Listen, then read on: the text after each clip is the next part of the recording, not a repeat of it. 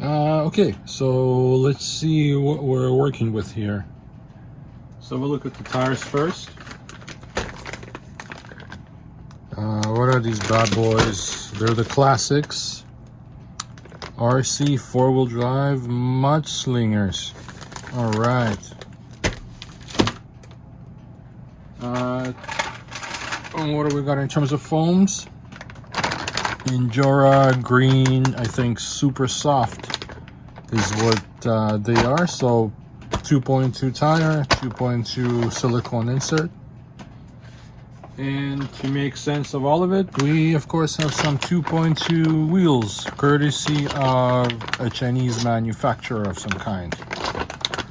All right, let's start by taking a look at the tire. Very popular crawler tire, at least it was at some point. I've never used them, and I decided it's the time. So this set of wheels is going to be with these tires. They're rather soft, actually. I'm gonna cut them. I'm gonna cut the smaller lugs out. Based on what I see in here, that improves performance of the tire. So I'm gonna get rid of these lugs. Look at the foam that they come with. Standard, nothing special. Let's look on the inside. What does this look on the inside? Okay. So it has side ridges. That's a good sign, actually. All right, I'm happy about that. Okay.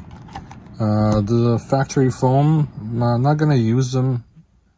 I think for this set, but I keep these things because I do use them from time to time. So let me put it away for now. Next, let's check out the silicone insert. Actually, let's look at the silicone insert in comparison to the stock foam. Not very scientific, but they look pretty close, actually. Looks pretty close. Maybe the silicone is a little bit smaller in diameter, but it's pretty close. Smaller is okay, as long as it's not bigger. Okay, so this foam can go into a box for now. Okay, let's try to fit the silicone into the tire. See how it fits. It should fit okay. Like the dimensions of the silicone insert is pretty close to the tire dimensions, so it should be good. Yeah, it feels okay. It feels good. So I guess let's look at the rim, and then we'll go from there. Okay, so this rim here is pretty standard 2.2 rim. I think it's 35 millimeters wide. Screws on from the back here. Yeah, all right. So we also got some hardware.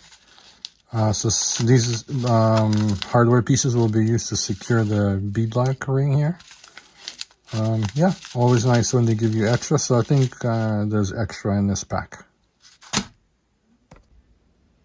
All right, so before we put this wheel, tire, and insert combo together, let me show you a way of how not to install a BeadLock wheel with a tire.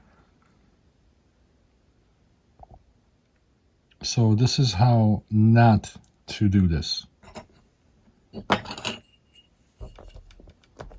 We're gonna insert our ring, okay? Put it in. Okay, there's nothing wrong with this so far. Okay, ring is good. It's seated well. It's great, okay? And then what I see people do is take this, install it into here. Let me do this a bit differently. So let me put this together and I'll be right back. All right, so I'll put these two pieces together.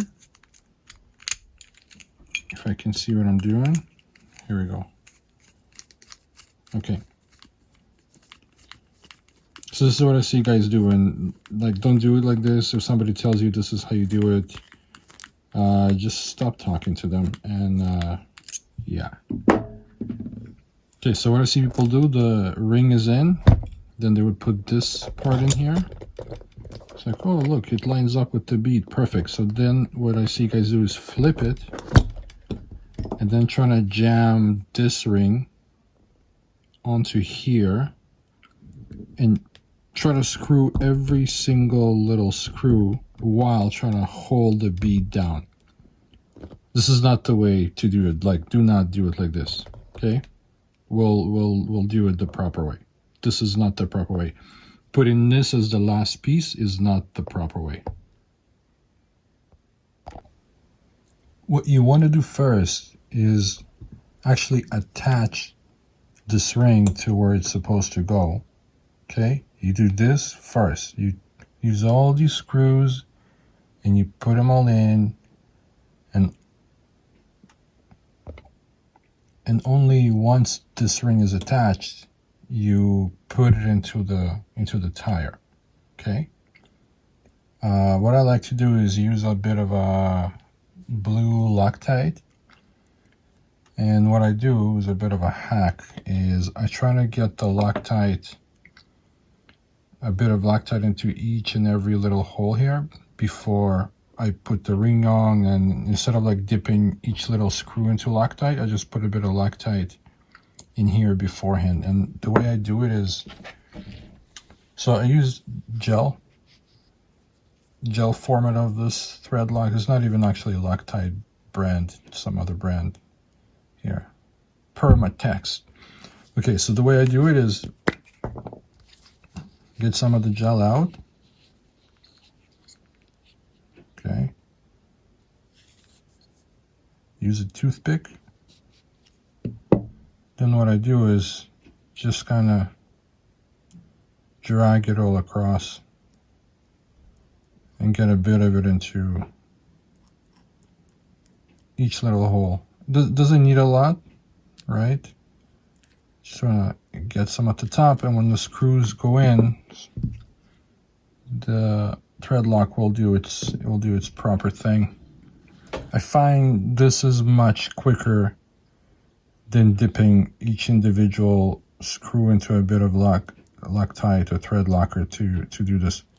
Okay, so you get the idea. Like, you can do this, and this is enough. And once you're done, it looks messy, but like once we're done, we're just gonna take a piece of paper towel and just gently go like this, and it's not as messy anymore. So you guys get the idea. Okay, I'm not gonna make a video of me putting every screw in there, but maybe I'll cover that a little bit. All right, so now we put a bit of thread lock into every hole. I'm gonna clean it up again. Gentle spin, like so. Perfect. From here, I'll just get a couple screws in by hand. Okay. So we gotta make sure we attach it in a way that every opening is aligned. Okay, so that's one screw, and we just need another one. And then we can switch to a power tool if you have. If not, like, it's fine doing it like this. Oh, I missed. Too much talking, not enough concentration. Here you go. Okay, so now our ring is aligned. Okay.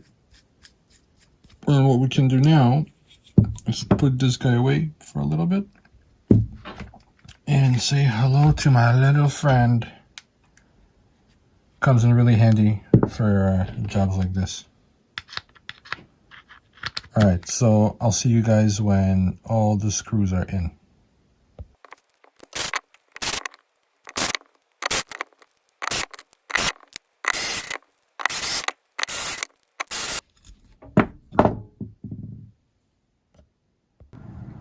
All right, once this ring is on, we can start putting this combo together. So what I like doing first is inserting this side first. Make sure it's lined up on the bead. Make sure nothing is being jammed or sticking out. How's that? Looks good, okay. And before we flip it, we're just gonna leave it like this. So another thing I like doing is putting a couple of these screws into the hole, okay. So we got one, and we got two, or we're about to get two. Okay, so see like two screws are just dangling in the holes there. Can you see it like that? Yeah. Reason is when you flip it, you want to hold this. You want to still hold this up with your hand. You don't want it to fall out. But when you flip it, you want to align the holes. And once the holes are aligned, because a couple of screws are already there, just dangling, right? All we do is, I don't know, can you see that guy there? All you do is squeeze with your fingers and start screwing, okay? Don't go all the way, just a few threads. Okay, see, it's holding now. Now we're gonna do the same with the other screw we dropped in, okay? We're gonna squeeze, and we're gonna turn, okay? So there's a preliminary assembly, okay? Now we're gonna go ahead and put the rest of the screws in, into the back, okay? Same thing, drop in the screw, squeeze it with your fingers.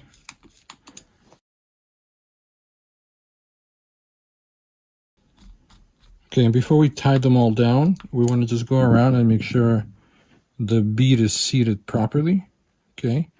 Make sure it's not coming out or too much of it is not in there. Okay, so the back side looks good.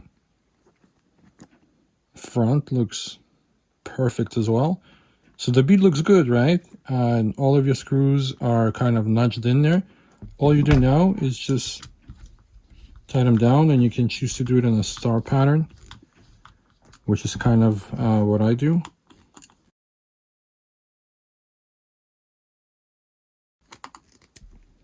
And that's it. We're done. See how easy that was? Yeah, looks good. Looks great. Easy job. All right, guys. Thank you for watching.